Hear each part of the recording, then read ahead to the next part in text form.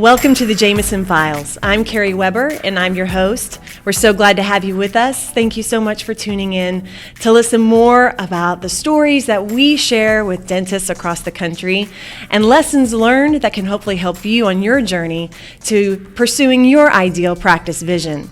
I am so excited to be with my dear friend, Dr. Maurice Miles of Maryland today. Thank you for having me. Thank you for being here. I've had the privilege of knowing you for several years now, and it's just a joy.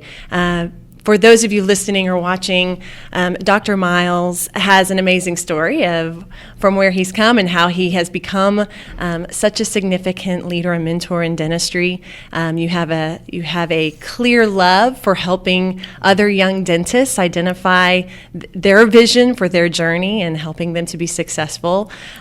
You know a lot of amazing people. You're a connector of sorts because you have a true passion for the craft and for the profession that is dentistry. Thank you. And so you have a lot in your journey of coming to clarity for what your ideal practice is and how you were pursuing that. A lot of changes on your journey. A lot of changes. A lot of changes. A lot of diversion. A lot of diversion. A lot of success. But with that success, there are a lot of challenges that you've had to face. So I'd love to just have you share with the audience your story, how you got into dentistry, where you find yourself now, and let's talk through some of the amazing decisions that you had to make and the clarity that you've come to the dentist that you are today.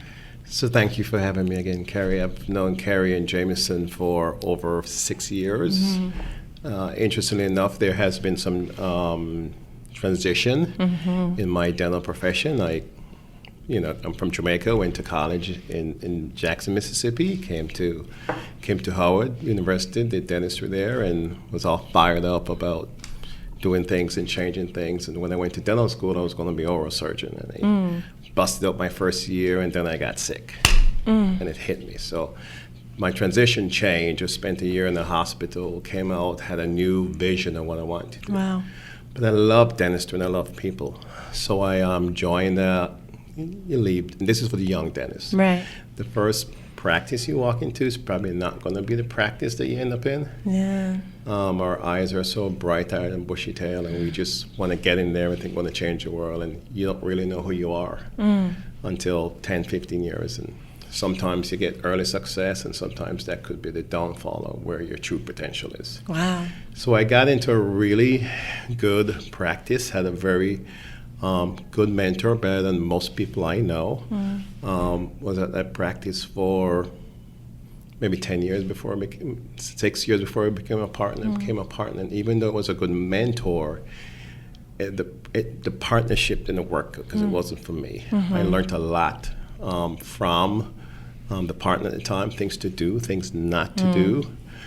But somewhere along the line, I got a clear vision. So while I'm in private practice, I'm very involved in organized dentistry. I do a lot of stuff in organized dentistry. I serve on my dental board as a dental board president, and then I'm an examiner, and I'm sitting on this board and that board, and have a passion for dentistry, so I took that to Jamaica. So I'm always traveling, I'm always doing something. So I'm trying to balance that and balance a family and doing all that things. So the partnership wasn't working out. One of the things that we did to try to upright the partnership and the practice was to involve Jameson. Best thing ever happened to me, completely the best thing. When I came here, I was very skeptical about practice management. Right. That's practice managers. It's not a clean term for young dentistry, because we're going to have people telling us what to do, cut a crown every 2 minutes, and brainwash patients, brainwash your staff, and staff think they're right. Staff, and staff said, well, if I get a management company, they're going to try to tell us everything, and they're going to try to, there's a religion, it's a cult, don't do it. And I came to Jameson, I met Kathy, and I met you, and I met Patty, and it was not what I thought it would be. You got to remember, I'm not an average person. I thought I knew a lot. And what I liked about the philosophy at Jameson is we're going to make you be the best that you want to be. Yeah. We have 50 people in the room, 50 different practitioners. we're not here to get you all on the same page. We want to find out where you are Yeah. and where you want to go and how to get there. So my leadership skills, based on all the stuff I do in professional dentistry, is a little bit different. So I am of the mindset that I don't micromanage. I select a team and we just have it go. Right. I like to meet people where they are. And in that transition, in my other practice, it just wasn't working. Right. So we separated ways, and I had to go through some transition. And I wasn't sure what I was going to do. I was really busy anyway. It wasn't a problem that I didn't have stuff to do. I had Right. stuff to do. I had Right. too much things to do. And then I stumbled onto a practice, a very old practice, that unfortunately the practitioner died 2 minutes from my home. And I was looking at other places to be and other options. And I just went in there to help the family retain the value for a Right. while so they could do it. And I remember calling you, calling Jess and said, I think there's something I want to do, but I can't do it without you guys. Remember, the partnership, this was a year separate from the other partner. Right. And you guys, and they were still doing Jameson. And I thought, well, if I'm going to do this, part of my team has to be Jameson. How that's going to work, it would. And so we had a nice conversation. Yeah. And I had people that I brought into the practice. It was a 40-year-old practice. Great practitioner. Never met him, but patients said a really, really good encourager. Was a nice man. And, but there was no real value in the practice. There was no computers. There was no X-ray. There was still a dip in. It was a mom and pop, mainly only pop, no mop. There was a lot of work to be There done was a lot of to work get to be it done. ready A lot for of the work. kind of dentistry that you provide and desire and envision for your practice to provide. Exactly. So I'm Right. coming from a practice that I had a cone beam, we had other machine, and now I'm going to go into something that I needed to find somewhere to sit. Right? Right. And just looking at the money that's going to take to invest in it. Here's what I tell people. The best investment, and I tell my staff, the best investment you can make is in yourself. If you don't believe in yourself, it doesn't matter what anybody else tells you. So I Yeah. say, you know what, this is an investment. I can turn it around, I can do it. Gonna cut the story short about how we get to owning the practice. Right. Eventually I bought the practice. And now I was scared because I bought the practice. Yeah. And I said, I'm gonna do it a little bit different. I'm gonna not be in debt. I'm gonna figure out how we can do it. So made some smart decisions, ended up just purchasing it. And then we Right. have to reno. And Yes. so one of the things, I wasn't worried about the renovation and the upfront costs. I was worried about the team. And I so wanted to keep the team that was there because he was practicing for 35 years. Right. And the hygienist was there for 25 years. And the Yep. front desk was there for a while. Was it a team I would have picked? They were lovely people. It was a team I picked at the time Yeah. because I needed them there. And they were gracious. They stayed, even though the vision wasn't going to be theirs. So one of the first employees I lost was the second day Jameson came in. It was the second meeting. Yeah. I gave them the survey to fill out, and from the get-go, there was resistance. Yeah. Remember, I've had a bad experience before. I just dumped all the money I had Into a this new Into this place. new place. I had somebody that I thought was key because one thing, the patients didn't know me, didn't trust me, knew them and not me. How was I going to do it without this person? And Jameson and Patty came October 13th. I walked out of there and I said, she's gone. They're both gone. October 6th, it was a 2-day. So whatever 2 days, the Friday, I got a text Friday evening from that person saying, I'm done. And I just kind of sat back in my chair and was like, Okay. okay. So where do we go from here? No, my eyes are just, where to go from here? But I had faith in the system. I had faith in certainly Jameson and my ability to do things. It was really that time, that struggling, that was really hard. The Monday morning, I came in and there's an envelope on my desk. And it's from the hygienist, and I didn't open it. I kept working, and she came in the room and she says, "Can I talk to you?" And I said, "Sure, come in, have a seat." And she sat down and she says, "Did you read the envelope?" I said, "No, it's your resignation. effective in 2 weeks, and your ending date is October 31st. She goes, you didn't even read it. I said, well, I got a text from your counterpart, so I assumed you guys had the conversation and you decided to quit. But I'm okay. Right. It would just happen. So now I had the luxury and the ability to have some of my old crew Yeah. came in. And they were always saying, Dr. Miles, when you're ready to do something, I'm here. Yeah. I talked to Jameson, and this is not I know you have me on the podcast. I'm glad to be here, but but people who listen to this podcast, this is not a sales pitch. Right. They want to know how you got through that. If it wasn't for Jameson, I wouldn't have been here. I think I know, and dentists think we know things, and we don't. So you're talking to somebody who does a lot of legislative stuff, who can write a bill, go to Annapolis, lobby, get it passed, sit back, pat myself on the shoulder, go to Jamaica, get the laws changed, all this. But I couldn't run what I thought was my simple practice. Wow. I couldn't do it by myself. I had all of this knowledge, but the leading my team was so difficult for me to do when I could sit and walk into the Secretary of Health and say, this is what we should do for the state of Maryland, and this is what we should do, and they say, okay, let's get it done. But I couldn't do that for 5 people. But you couldn't get that vision moving for 5. But I think your story is going to resonate with a lot of people because, we're in that time, a very significant time where the landscape of dentistry is either people are picking up more and more practices in more of a group mindset, or there are a lot of mature doctors looking to transition out and young doctors transitioning into the ownership of established practices that have, if it's a practice that hasn't been upgrading and evolving with the technology and the tools and the way dentistry is provided today, there's a lot of catching up to do.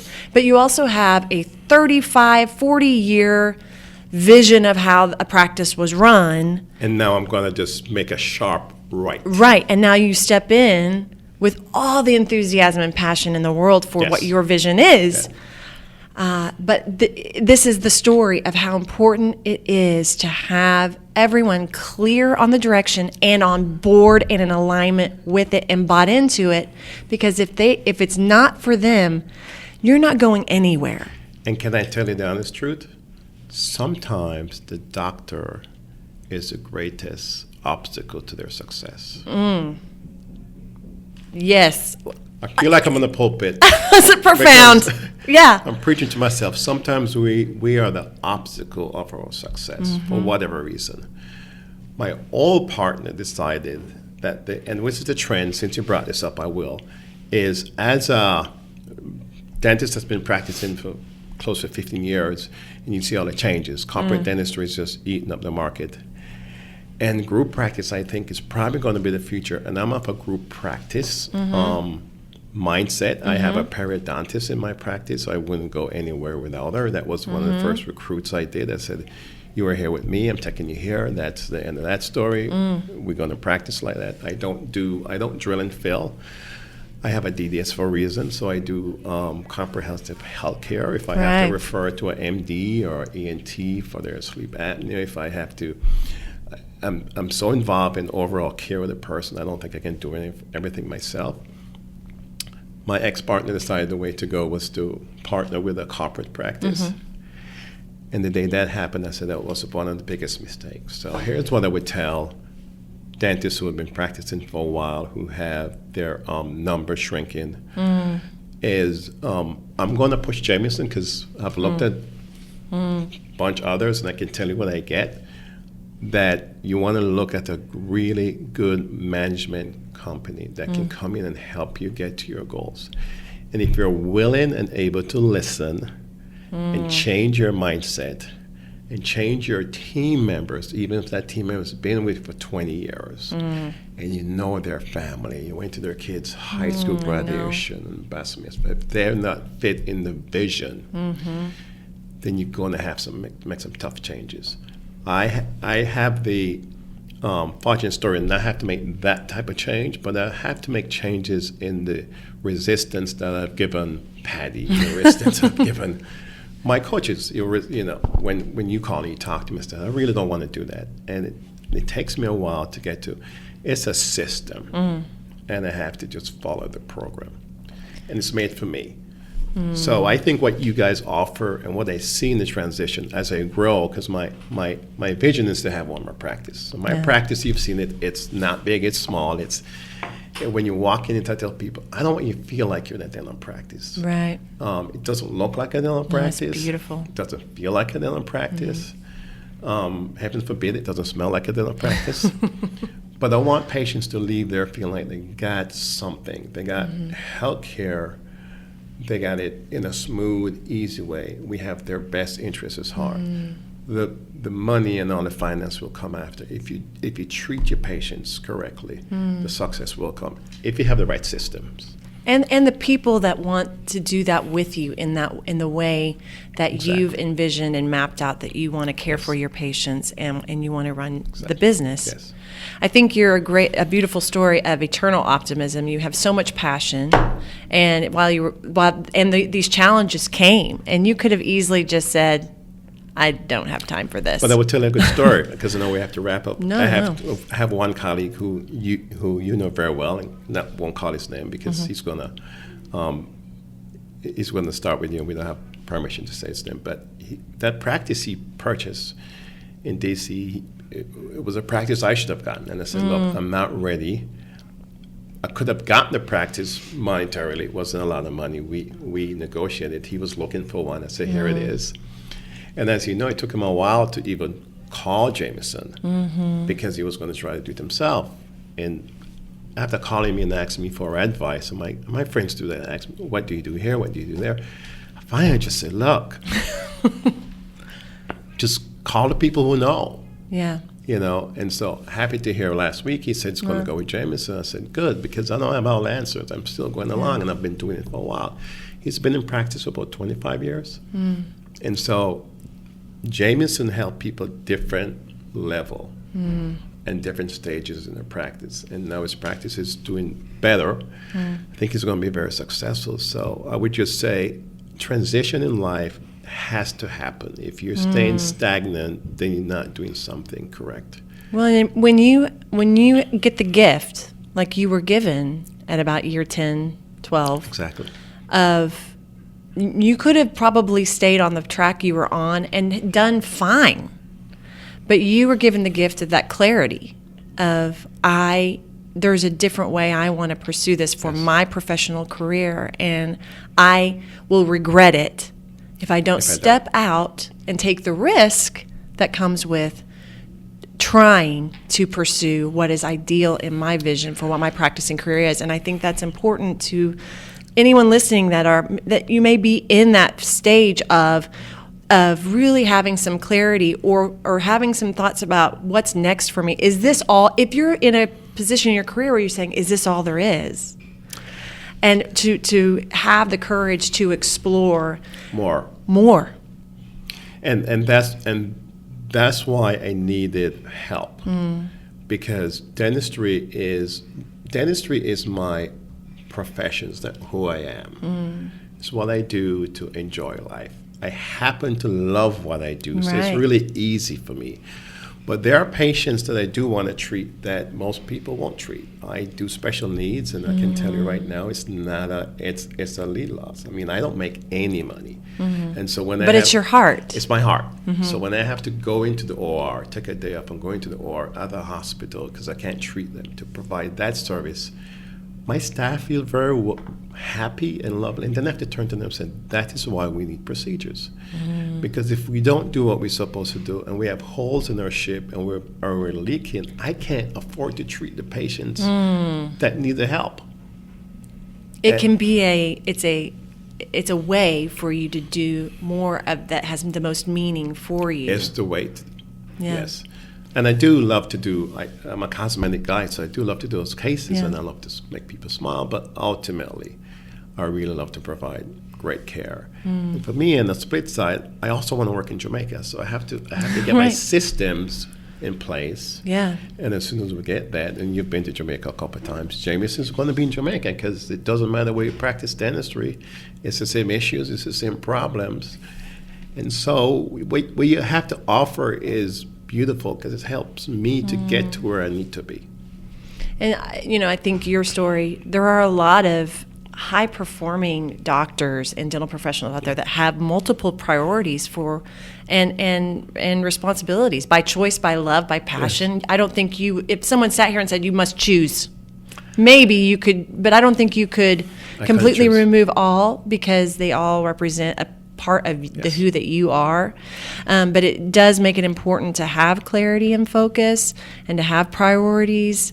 And prioritize your time effectively, and as you said, to shore up your ship and make sure that those foundations are strong, so that it can help carry you in the multiple directions that your life takes you. Because I can't make a next move unless I have all of those processes. I want to be able to, God forbid something happens to me, the next person walking there, I can't get an associate who I can say I'm gone away for 2 weeks, run the ship. And so it's a transition. It's possible. You have to believe. I have just now started doing some of the things that I've been told by Patty for years to do. Better late than never. Better late than never, because it's our nature. We're type A. We're stubborn. We're a bunch of know-it-alls. We are a bunch of know-it-alls. And we shoot ourselves in the leg every single day. I think it's a very profound question for people to ask themselves as leaders. What if my biggest obstacle is me? And that's a very vulnerable question to ask. It's very hard. I have to ask that of myself as a leader on a regular basis. What if it's me? And what can I do better? What can I learn from this? That takes a lot. That takes a lot of wisdom and just a mindset for something better for everyone. It really takes the self out of leadership. And if you want to succeed, you're going to have to do that. So one of the reasons why we're here, and we're actually here in Oklahoma at the Jameson Leadership Meeting, is while I was looking at the holes we have and how to get them better, and I'm not one of those people that have a bad team, have a great team. They're not working. When I tell my daughter, you're operating about 50% of your potential, you just don't know how much you have, is to be here. So I said, I haven't given them the tools to get where I need them to be. So if I'm going to get them there, I have to, and it's not, I have to shut the office down for 2 days, we have to come out here. And most doctors will look at the investment. They won't look at the plane ticket in the hotel. They're looking at, oh my God, I'm gone for 2 days. 2.5 days. The investment is worth it, because if you haven't given people the tools they need to perform, how are you going to expect them to perform? And it's poor leadership. I say that all the time. I swear leadership. I didn't tell them to say that. But if you want your team to be successful leaders, you have to give them the tools and the time and the training and the belief and the trust to be so. A lot of times you see, because of busyness and overwhelm and filling, and a lot of in dentistry, you're filling a very significant void of a seat at the table of your dental practice that you have to get back to work immediately. But they don't know you. They don't know your practice systems. They don't know what makes you run well. They're bringing on their baggage of their past experience and just doing that. So if you want your teams to be successful, I love what you're saying. My gosh, Dr. Miles. You have to give them the tools. You have to give them the tools, and that it can be overwhelming in and of itself for doctors because it can sometimes feel like one more thing and one more amount of time that doesn't exist in the schedule at this time. But you can't afford not to. If you're feeling like you're in a hamster wheel right now, doing the things that you're doing and just hoping that it's going to be different, that's not going to work. So you've got to give them tools to improve. Well, that's the definition of madness, right? Yeah, the definition of insanity. Insanity, you do the same thing over and expecting different results. If I don't give them the tools, and I like to say meet people where they're at now, if after I've given them all the tools and there's not a change, then I can sleep better to know that this is not the bus they need to be on. But My shortcoming is I haven't given them the tools. Let's do that. So you have to be able to see the good in people, their value, work on their strengths, not on their weaknesses. Yes. And they have to be flexible to see that and to own what their weakness is, just like I had to do to get here. Yes. You know, we don't like to ask for help. That's not in our nature. No. But I'm happy that you guys are here because it makes a big difference to me. One piece of advice for those doctors that looking to make a change, or new doctors coming into the fresh-faced and into the world of dentistry? One piece of advice is start sooner than later. So if by the time you see the problem coming, it's already been there. Dental frustration and dental failure is like a monsoon. It's like a tsunami. The earthquake happens before that water pulls away from the shore. Wow. By the time you see that water pulling away from the sand, you don't have time to move. Reasons why practice fail, a lot of dental practices fail, and the reason why there's a growth in corporate dentistry is because we see the earthquakes, we feel the tremors, we ignore it. By the time we're on the shore looking out, thinking everything is great, some of us realize that the water's pulling back, and now some of us don't. Either way, when that 10-foot, that 100-foot surge of water comes, you can't ignore it. And most people can't survive from that. So if we're not frustrated at the point of the earthquake, there's something wrong. But if we miss that, then we're in trouble. Start sooner than later. When you see the crack, when you feel the quake, When you feel the crack, face the reality. Face it and deal with it then. Better now. Don't put it off. Don't put off what's on your mind that you know you need to face. Because the longer you wait, it does not resolve. Yeah, exactly. It just gets worse. The rift gets bigger. Your AR that was $5,000 isn't going to get better if you don't fix your processes. By the end of the year, you're at $100,000. That's something that we can relate to. Forget the tsunami. Right. Let's do stuff we relate to. If you're not collecting, if your patients aren't happy, if you're not getting return patients, if it starts to happen regularly, it's now become a pattern. Fix it before. And for new dentists, the ones that are freshly coming to school, read. Read. Seek help. You guys live in the age of Google and research. You have all the research at your fingertip. Research, ask questions, get into a good mentorship, realizing the first practice you walk through isn't going to be the one, but learn everything. Knowledge can either be positive or negative, but it's still knowledge. What to do right, what not to do. Beautiful. Getting clear on that clarity, facing the needs that need to be faced quickly, sooner rather than later. And I think Dr. Miles is a beautiful example of don't lose your passion. Persevere. Look within of what you can be doing better and help your team get set up for success. Thank you, my friend. Thank you so much. Thank you so much. Thank you for joining us on this episode of the Jameson Files. Visit us online at jmsn.com. You can subscribe to this podcast on iTunes, Google Play Music, or Spotify. Do you have questions or topics you'd like for us to answer or cover on the next podcast? Email us at podcast@jmsn.com.